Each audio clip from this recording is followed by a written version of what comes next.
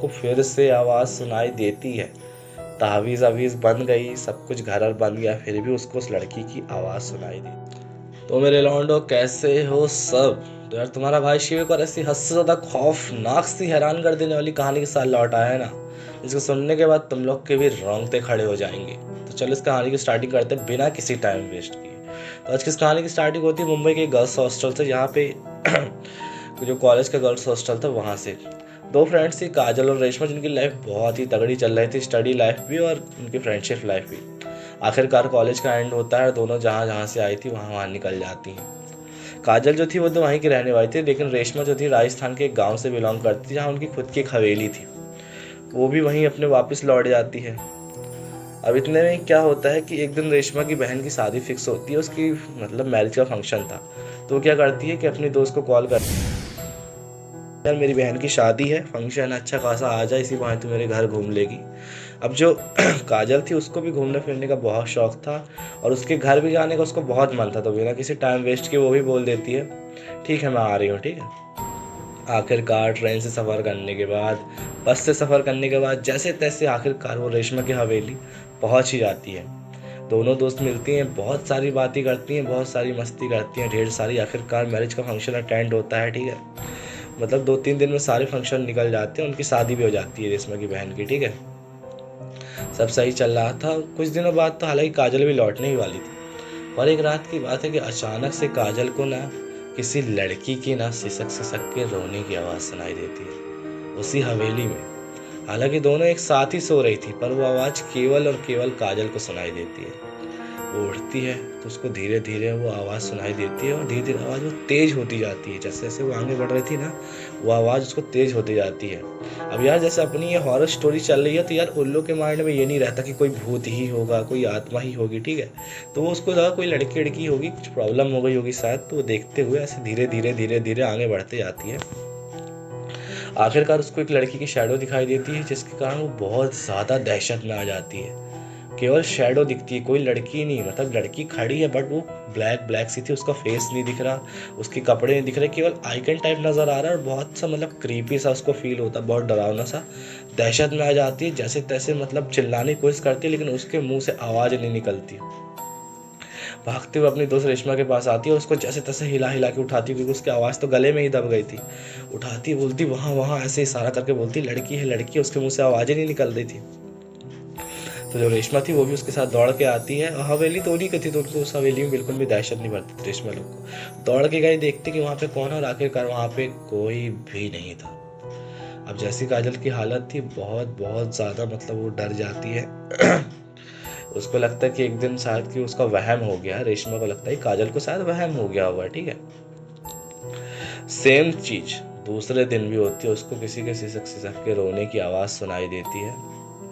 अब ये चीज़ बार बार होने लगी तो जो रेशमा थी उसको भी यकीन हो जाता कि हाँ इस हवेली में कुछ तो दिक्कत होगी, तब तो ये रियलिटी में ऐसा हो रहा है। तो आखिरकार दूसरे दिन की बात है, उसके दूसरे दिन की बात है, ठीक है। उनके यहाँ एक पंडित जी आते हैं जो उनके मतलब पर्सनल वैसे थे, मतलब जो नहीं पारिवारिक सारी चीज़ें देखते हैं। तो वो जो थे मतलब सबको मतलब घर बांध के तावीज़ आवीज़ पहना रहे थे, तो उसको भी तावीज़ देते हैं, ठीक है।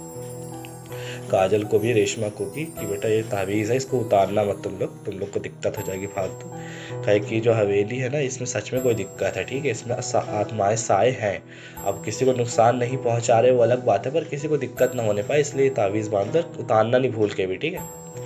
पर उसके ही दूसरे दिन मतलब उसी नाइट की बात है, जिस दिन मतलब तावीज़ अभी सबको बन गई थी, उसी नाइट की बात है, उसको फिर से आवाज़ सुनाई देती है। तावीज़ अवीज़ बन गई, सब कुछ घर बन गया, फिर भी उसको उस लड़की की आवाज़ सुनाई देती है। और फाइनली अब इस बार उसको डर नहीं लग रहा था।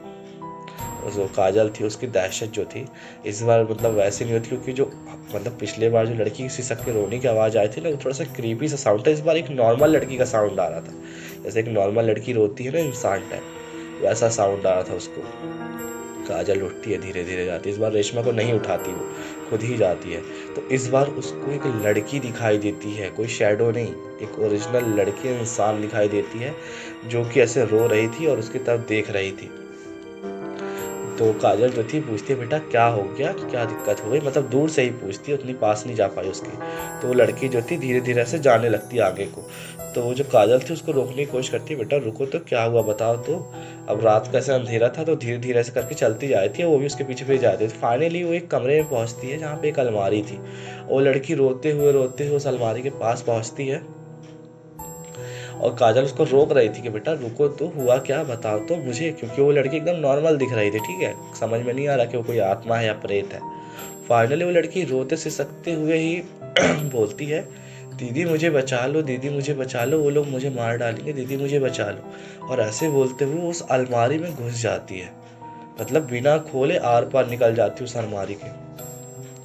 तो काजल जो थी वो मतलब बहुत ज़्यादा हैरान हो जाती है और फाइनली उस अलमारी को भी खोल देती है वो जाके। उस अलमारी के अंदर क्या हुआ, मतलब डरते सहमते जैसे तैसे उस अलमारी खोल देती है। अलमारी ब्लैंक पड़ी थी, उसमें कुछ भी नहीं था, नॉर्मली कपड़े वपड़े थोड़ा बहुत पड़े थे पुराने, और कुछ भी नहीं था। उसको कुछ समझ में नहीं आता, ठीक है, कि ये सब क्या हो रहा है।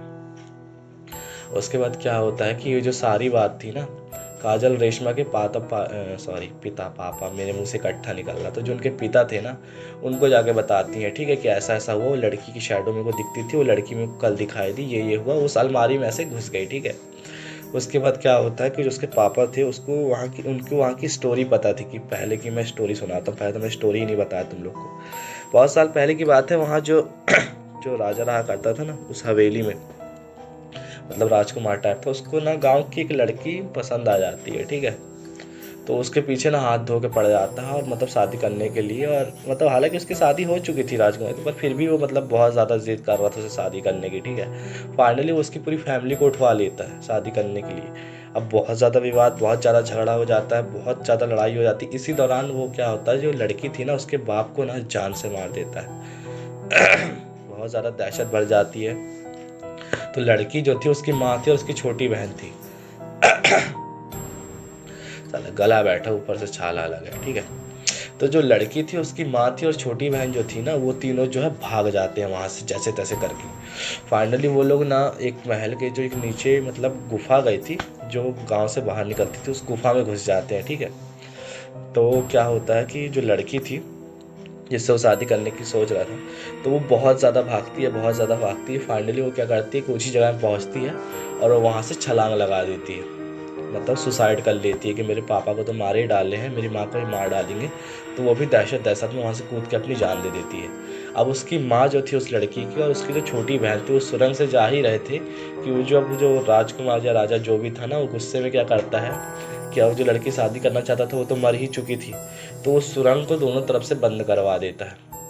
कहता है वो लड़की मुझे नहीं मिली तो इन लोग को भी मार डालो, इन लोग भी जिंदा नहीं बचना चाहिए, मैं इनकी शक्ल नहीं देखना चाहता दोबारा।